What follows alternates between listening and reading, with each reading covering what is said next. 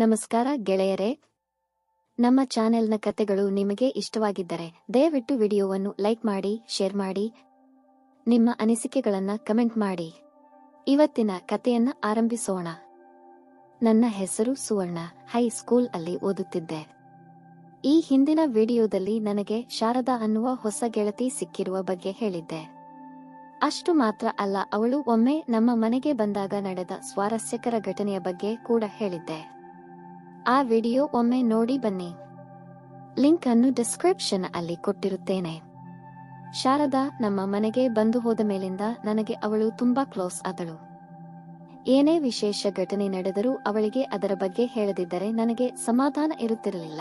ಶಾಲೆ ನಡೆಯುವ ಸಮಯದಲ್ಲಿ ಅದಕ್ಕೆ ತೊಂದರೆ ಆಗುತ್ತಿರಲಿಲ್ಲ. ಯಾಕಂದರೆ ಅವಳು ಪ್ರತಿದಿನ ಸಿಗುತ್ತಿದ್ದಳು. ಯಾವಾಗ ಶಾಲೆಗೆ ರಜೆ ಇರುತ್ತಿತ್ತೋ ಆಗ ಸ್ವಲ್ಪ ಕಷ್ಟ ಆಗುತ್ತಿತ್ತು. ಹೀಗೆ ಒಮ್ಮೆ ಪರೀಕ್ಷೆಯ ಸಮಯ ಹತ್ತಿರ ಬರುತ್ತಿದ್ದುದರಿಂದ ಸ್ಕೂಲ್ಗೆ 1 ವಾರ ರಜೆ ಕೊಟ್ಟಿದ್ದರು. ನನಗೆ ತುಂಬಾ ಕಷ್ಟ ಆಯಿತು. 1 ವಾರ ಹೇಗಪ್ಪ ಅವಳನ್ನು ನೋಡದೇ ಇರೋದು ಅಂತ. ಅಣ್ಣನ ಜೊತೆ ಮಾತನಾಡುವಾಗ ಮಾತಿಗೂ ನಾನು ಶಾರದಾಳ ಬಗ್ಗೆ ಹೇಳುತ್ತಿದ್ದೆ. ಏನೇ ನಿನ್ನನ್ನು ಅವಳಿಗೆ ಮದುವೆ ಮಾಡಿ ಕೊಟ್ಟ ಹಾಗೆ ಮಾಡುತ್ತಿದ್ದೀಯಾ ಅಂತ ರೇಗಿಸಿದ. ಅಣ್ಣನ ಮಾತು ನನ್ನನ್ನು ಕನಸಿನ ಲೋಕಕ್ಕೆ ಕರೆದುಕೊಂಡು ಹೋಯಿತು. ಹೌದಲ್ವಾ, ಆ ತರ ಆಗೋ ರೀತಿ ಇದ್ದಿದ್ರೆ ಅವಳು ನಮ್ಮ ಮನೆಯಲ್ಲೇ ಇರುತ್ತಿದ್ದಳು. ನಾವು ಸದಾ ಜೊತೆಯಲ್ಲಿ ಇರಬಹುದಿತ್ತು. ಅದು ಯಾಕೆ, ಅವಳು ನನ್ನ ಅಣ್ಣನ ಮದುವೆಯಾಗಿದ್ದರೆ ಕೂಡ ಆಗಬಹುದಿತ್ತಲ್ವಾ, ನಮ್ಮ ಮನೆಯಲ್ಲೇ ಇರುತ್ತಿದ್ದಳು. ಹೀಗೆಲ್ಲ ಹುಚ್ಚು ಕನಸು ಕಾಣುತ್ತಿದ್ದೆ. ಅಣ್ಣನಿಗೆ ತಮಾಷೆ ಮಾಡಿದೆ. ಅಣ್ಣ, ನೀನು ಶಾರದಾಳನ್ನು ಮದುವೆಯಾಗು, ಅವಾಗ ಅವಳು ನಮ್ಮ ಮನೆಗೆ ಬಂದು ಇಲ್ಲೇ ಇರುತ್ತಾಳೆ ಅಂದೆ. ಹೋಗೆ, ಅವಳು ನಿನ್ನ ಜೊತೆ ಇರೋಕೆ ಬೇಕು ಅಂತ ನಾನು ಅವಳನ್ನು ಮದುವೆಯಾಗಬೇಕಾ? ನನಗೆ ಇಷ್ಟ ಇಲ್ಲ ಅವಳು ಅಂದ. ಅವಳೇನು ನೋಡೋಕೆ ಚೆನ್ನಾಗಿಲ್ಲ ಅಂತ ನನ್ನನ್ನು ಇನ್ನಷ್ಟು ರೇಗಿಸಿದ. ನನ್ನ ಫ್ರೆಂಡ್ನ ಚೆನ್ನಾಗಿಲ್ಲ ಅಂತೀಯ, ನೋಡ್ತೀನಿ ನೀನು ಯಾವ ರೀತಿಯ ಹುಡುಗಿನ ಮದುವೆ ಆಗ್ತೀಯ ಅಂತ ಕೋಪ ಮಾಡಿಕೊಂಡೆ. ಸ್ವಲ್ಪ ಹೊತ್ತಲ್ಲಿ ಅಣ್ಣ ನನ್ನ ಹತ್ತಿರ ಬಂದ. ನಾನು ಕೋಪದಲ್ಲಿ ಇರುವುದನ್ನು ನೋಡಿ ಸಮಾಧಾನ ಮಾಡೋಕೆ ನೋಡಿದ. ನಾನು ಮಾತನಾಡಲಿಲ್ಲ. ಅವಳನ್ನು ಇಲ್ಲಿಗೆ ಕರೆಸೋಕೆ ಏನಾದ್ರೂ ಪ್ಲಾನ್ ಕೊಡು ಅಂದೆ.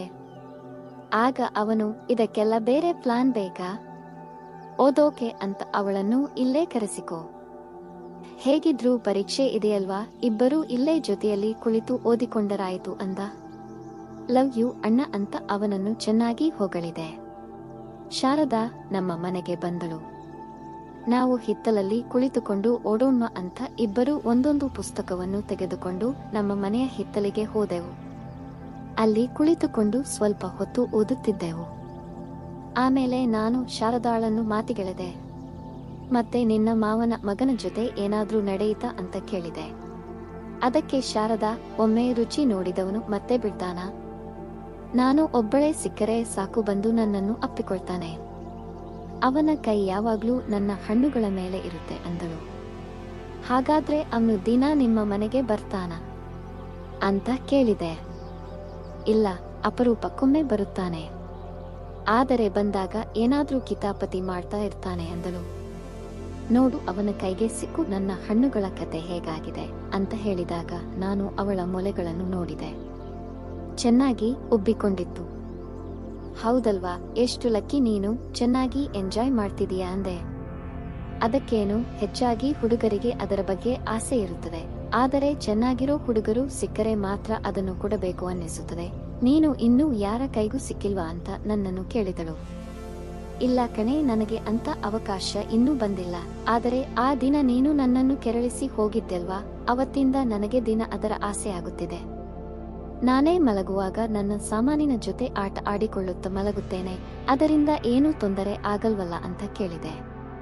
ಅದಕ್ಕೆ ಶಾರದಾ, ಅಯ್ಯೋ ಹಾಗೇನೂ ಆಗಲ್ಲ, ಎಲ್ಲರೂ ಹಾಗೆ ಮಾಡಿಕೊಳ್ಳೋದೆ. ನಾನಂತೂ ಅದೆಷ್ಟೋ ಸಮಯದಿಂದ ಹಾಗೆ ಮಾಡ್ತಾ ಇದ್ದೇನೆ ಅಂದಳು. ನನಗೆ ಈಗ ಇನ್ನಷ್ಟು ಧೈರ್ಯ ಬಂತು. ನನಗೆ ಈ ವಿಷಯದಲ್ಲಿ ತುಂಬಾ ಆಸಕ್ತಿ ಇದೆ, ಆದರೆ ಯಾರ ಜೊತೆ ಮಾತಾಡೋಕೂ ಆಗಲ್ಲ. ನೀನು ಸಿಕ್ಕಿದ್ದು ನನ್ನ ಪುಣ್ಯ ಅಂದೆ. ನಾನು ಹಾಗೆ ಮಾತನಾಡುತ್ತಾ ಶಾರದಾಳ ಮೊಲೆಯನ್ನೊಮ್ಮೆ ಮುಟ್ಟೋಕೆ ಹೋದೆ. ಶಾರದಾ ನನ್ನ ತಡೆದು ಬೇರೆ ಏನೋ ವಿಷಯದ ಬಗ್ಗೆ ಮಾತನಾಡಿದಳು. ನನಗೆ ಆಶ್ಚರ್ಯ ಆಯಿತು. ಅವಳನ್ನೊಮ್ಮೆ ನೋಡಿದೆ. ಅವಳು ಮುಖದಲ್ಲಿ ಸನ್ನೆ ಮಾಡಿದಳು. ನಾನು ಹಿಂದೆ ತಿರುಗಿ ನೋಡಿದರೆ ಅಲ್ಲಿ ಅಣ್ಣ ಬಂದು ನಿಂತಿದ್ದ. ಆಯ್ತಾ ಓದಿದ್ದು ಅಂತ ಕೇಳಿದ. ಇಲ್ಲ, ಈಗಷ್ಟೇ ಸ್ಟಾರ್ಟ್ ಮಾಡಿದ್ದೆವು ಅಂದೆ. ಓಹೋ, ಹಾಗಿದ್ದರೆ ನಾನು ಇನ್ನೂ ಸ್ವಲ್ಪ ತಡವಾಗಿ ಬರ್ಬೇಕಿತ್ತಲ್ವಾ, ನೀವು ಸ್ಟಾರ್ಟ್ ಮಾಡಿದ ಮೇಲೆ ಅಂತ ನಗಾಡಿದ. ನನಗೆ ಅವನ್ ಮಾತು ಅರ್ಥ ಆಗಿಲ್ಲ. ಏನೋ ಮಾತಾಡ್ತಿದ್ರಲ್ವಾ, ಮುಂದುವರೆಸಿ ಅಂದ. ಅವನು ನಮ್ಮ ಮಾತುಗಳನ್ನೆಲ್ಲ ಕೇಳಿಸಿಕೊಂಡೇ ಬಂದಿದ್ದಾನ ಅಂತ ಡೌಟ್ ಬಂತು. ನೀನು ಎಷ್ಟು ಹೊತ್ತಿಗೆ ಬಂದೆ ಅಣ್ಣ ಅಂತ ಕೇಳಿದೆ. ಆಗಲೇ ಬಂದೆ, ನಿಮಗೆ ಓದ್ಕೊಳ್ಳೋಕೆ ಸರಿಯಾದ ಜಾಗ ಸಿಕ್ಕಿದೆಯೇ ನೋಡೋಕೆ ಬಂದೆ. ಆದರೆ ನೀವು ಆಗಲೇ ಇಲ್ಲಿ ಓದ್ಕೊಳ್ತಾ ಇರೋದನ್ನು ನೋಡಿದೆ, ಅದಕ್ಕೆ ಸುಮ್ಮನೆ ದೂರ ನಿಂತು ಕೇಳಿಸಿಕೊಳ್ಳುತ್ತಿದ್ದೆ ಅಂತ ಕಣ್ಣು ಹೊಡೆದ. ನಾನು ಶಾರದಾಳ ಮುಖ ನೋಡಿದೆ. ಅವಳು ನಾಚಿಕೊಂಡು ನಗುತ್ತಿದ್ದಳು.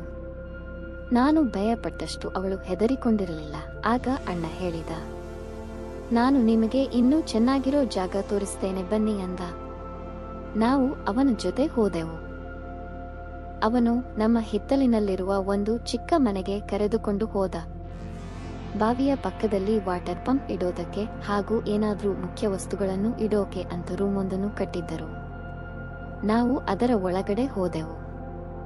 ಇಲ್ಲಿ ನೀವು ಚೆನ್ನಾಗಿ ನಿಮ್ಮ ಓದನ್ನು ಮುಂದುವರೆಸಬಹುದು, ಯಾರಿಗೂ ಕಾಣಿಸಲ್ಲ ಅಂದನು. ಆಗ ಶಾರದಾ, ನೀವು ಬಂದು ನಮ್ಮ ಜೊತೆ ಸೇರಿಕೊಳ್ಳಿ ಅಂದಳು. ನಾನು ಶಾರದಾಳ ಕೈ ಹಿಸುಕುತ್ತಾ ಅವನ್ಯಾಕೆ ಅಂತ ಮೆಲ್ಲಗೆ ಕೇಳಿದೆ. ಸುಮ್ಮನಿರೆ, ಮಜಾ ತೆಗೆದುಕೊಳ್ಳೋಣ ಅಂದಳು. ಅಣ್ಣ ಗಣೇಶ್ ಕೂಡ ನಮ್ಮ ಜೊತೆ ಕುಳಿತ. ಶಾರದಾ ಅವನಲ್ಲಿ ಕೇಳಿದಳು, ನೀವು ಯಾರನ್ನೂ ಲವ್ ಮಾಡಿಲ್ವಾ ಅಂತ ಕೇಳಿದಳು. ಅದಕ್ಕೆ ಅಣ್ಣ, ಲವ್ ಮಾಡಿದ್ದೇನೆ, ಆದರೆ ನಿಮ್ ತರ ಚಾನ್ಸ್ ಸಿಕ್ಕಿಲ್ಲ, ನಾವು ಅಷ್ಟು ಅದೃಷ್ಟ ಮಾಡಿಲ್ಲ ಅಂದ. ಅದು ಸುಮ್ಮನೆ ಸಿಗಲ್ಲ, ಸಿಕ್ಕಾಗ ಸರಿಯಾಗಿ ಉಪಯೋಗಿಸಿಕೊಳ್ಳಬೇಕು ಅಂದಳು ಶಾರದಾ. ನಾನು ಸುಮ್ಮನೆ ಇಬ್ಬರ ಮಾತುಗಳನ್ನು ಕೇಳಿಸಿಕೊಳ್ಳುತ್ತಿದ್ದೆ.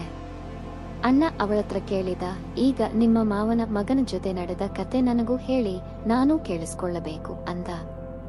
ಮತ್ತೆ ಏನು ಹೇಳೋದು, ನೀವು ಈಗಾಗಲೇ ಕೇಳಿಸ್ಕೊಂಡ್ರಲ್ವಾ ಅಂತ ಶಾರದಾ ಹೇಳಿದಳು.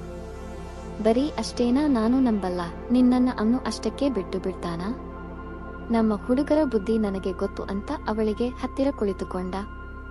ಶಾರದಾ ನಾಚುತ್ತಾ ಅವನನ್ನೇ ನೋಡಿ ನಗುತ್ತಿದ್ದಳು. ಅಣ್ಣ ಹೇಳು ಅಂತ ಒತ್ತಾಯ ಮಾಡುತ್ತಿದ್ದಳು. ಅವಳು ಇಲ್ಲ, ಆಗಲ್ಲ, ಬೇಕಿದ್ರೆ ನಿಮ್ಮ ತಂಗಿನ ಕೇಳಿ ಅಂದಳು. ನನಗೇನು ಗೊತ್ತಿಲ್ಲಪ್ಪ, ನೀವು ಮಾತಾಡ್ಕೊಳ್ಳಿ, ನಾನು ಹೊರಗಡೆ ಇರುತ್ತೇನೆ ಅಂತ ನಾನು ಬಂದೆ. ನಾನು ಅಲ್ಲಿ ಇದ್ದಾರೆ, ಅವರು ಮಾತಾಡೋಕೆ ನಾಚಿಕೊಳ್ಳಬಹುದು, ನಾನು ಹೊರಗಡೆ ಹೋದರೆ ಆಮೇಲೆ ಶಾರದಾ ಹತ್ತಿರ ಕೇಳಬಹುದು ಅಂತ ಹೊರಗಡೆ ಬಂದೆ. ಸ್ವಲ್ಪ ದೂರ ಬಂದಾಗ ನನಗೆ ಕುತೂಹಲ ತಡೆಯಲಾಗಲಿಲ್ಲ. ಏನು ಮಾಡುತ್ತಿರಬಹುದು ನೋಡೋಣ ಅಂತ ಗೋಡೆಯ ಸಂದಿಯಿಂದ ಇಣುಕಿ ನೋಡಿದೆ. ಅವರ ಜೊತೆ ಏನು ಮಾತುಕತೆ ನಡೆದಿತ್ತೋ ಗೊತ್ತಿಲ್ಲ. ಅಣ್ಣ ಆಗ್ಲೇ ಅವಳ ಮೊಲೆ ಹಿಸುಕ್ತಾ ಕುಳಿತಿದ್ದ. ಶಾರದಾ ಅವಳ ಟೀ ಶರ್ಟ್ ತೆಗೆದು ನಿಂತಿದ್ದಳು. ಬರೀ ಬ್ರಾ ಅಲ್ಲಿ ಅವಳ ಅರ್ಧ ಮೊಲೆಗಳು ಕಾಣಿಸುತ್ತಿದ್ದವು. ಅಣ್ಣ ಅದನ್ನು ಬ್ರಾ ಮೇಲಿಂದಲೇ ಅಮುಕುತ್ತಾ ಮಜಾ ತೆಗೆದುಕೊಳ್ಳುತ್ತಿದ್ದ. ಶಾರದಾ ಅಣ್ಣನ ಕೈಯನ್ನು ತನ್ನ ಹೊಟ್ಟೆಯ ಮೇಲೆ ಇಟ್ಟುಕೊಂಡಳು. ಅವನು ಅವಳ ಸೊಂಟವನ್ನು ಗಿಲ್ಲುತ್ತಾ ಅವಳಿಗೆ ಲೋಚಲೋಚನೆ ಮುತ್ತು ಕೊಡುತ್ತಿದ್ದ. ಅವಳನ್ನು ಗಟ್ಟಿಯಾಗಿ ಅಪ್ಪಿಕೊಂಡು ತುಟಿಗೆ ತುಟಿ ಸೇರಿಸಿ ಅವಳ ನಾಲಿಗೆಯನ್ನು ಎಳೆದುಕೊಂಡು ಚೀಪುತ್ತಾ ಅವಳ ಕುಂಡೆಯನ್ನು ಹಿಸುಕಿ ಹಿಸುಕಿ ಹಿಟ್ಟನ್ನು ಹಿಸುಕುವಾಗೆ ಮಾಡುತ್ತಿದ್ದ. ಅವಳು ಕೂಡ ಸಂಪೂರ್ಣ ಸಹಕಾರ ಕೊಡುತ್ತಾ ಅಣ್ಣನ ಕುತ್ತಿಗೆಯನ್ನು ಅವಳ ಕೈಯಿಂದ ಬಳಸಿದ್ದಳು. ಅಣ್ಣ ಅವಳ ಪ್ಯಾಂಟ್ ಅನ್ನು ಕೆಳಕ್ಕೆ ಜಾರಿಸಿದ್ದ. ಅವಳು ಕೂಡ ತನ್ನ ಕೈಯಿಂದ ಅಣ್ಣನ ಚಡ್ಡಿಯನ್ನು ಕೆಳಕ್ಕೆ ತಳ್ಳಿದಳು. ಅಣ್ಣನ ಸಾಮಾನು ಅವನ ಕಾಚದಲ್ಲಿ ಉಬ್ಬಿಲಿಕೊಂಡಿರುವುದು ಕಾಣಿಸಿತು. ಶಾರದಾ ತನ್ನ ಕೈಯಿಂದ ಅದನ್ನು ಮುಟ್ಟುತ್ತಿದ್ದಳು. ಅಣ್ಣ ತನ್ನ ಗಟ್ಟಿಯಾದ ಸಾಮಾನನ್ನು ಅವಳ ಕಾಚದ ಮೇಲೆಯೇ ಒತ್ತುತ್ತಿದ್ದ. ಅವಳು ತನ್ನ ಸೊಂಟವನ್ನು ಹಿಂದೆ ಮುಂದೆ ಮಾಡಿ ಅಣ್ಣನ ಸಾಮಾನಿಗೆ ಉಜ್ಜುತ್ತಿದ್ದಳು. ಸ್ವಲ್ಪ ಹೊತ್ತು ಹೀಗೆ ಮಾಡುತ್ತಾ ಅಣ್ಣನ ಕಿವಿಯಲ್ಲಿ ಏನೋ ಹೇಳಿದಳು. ಇಬ್ಬರೂ ಬಟ್ಟೆ ಧರಿಸಿ ಹೊರಗಡೆ ಬಂದರು. ಏನೋ ಪ್ಲಾನ್ ಮಾಡಿದ್ದಾರೆ ಅಂತ ನನಗೆ ತಿಳಿಯಿತು. ನಾನು ಸ್ವಲ್ಪ ದೂರದಿಂದ ಬಂದವಳಂತೆ ಬಂದೆ. ಆಯ್ತಲ್ ನಿಮ್ಮ ಮಾತುಕತೆ ಅಂದೆ. ಇಲ್ಲ, ಇನ್ನೂ ಇದೆ ಅಂದ ಅಣ್ಣ ನಗುತ್ತಾ. ಅದಕ್ಕೆ ಬೇರೆ ಜಾಗ ಹುಡುಕಬೇಕು ಅಂದ. ಶಾರದಾಳಿಗೆ ಕಣ್ಣು ಹೊಡೆಯುತ್ತಾ ಈ ಕತೆ ಮುಂದುವರಿಯುತ್ತದೆ. ಕತೆ ಇಷ್ಟವಾದರೆ ದಯವಿಟ್ಟು ಲೈಕ್ ಮಾಡಿ, ಚಾನೆಲ್ ಅಲ್ಲೂ ಸಬ್ಸ್ಕ್ರೈಬ್ ಮಾಡಿಕೊಳ್ಳಿ, ವಿಡಿಯೋವನ್ನು ಗೆಳೆಯರೊಂದಿಗೆ ಹಂಚಿಕೊಳ್ಳಿ. ನಮಸ್ಕಾರ.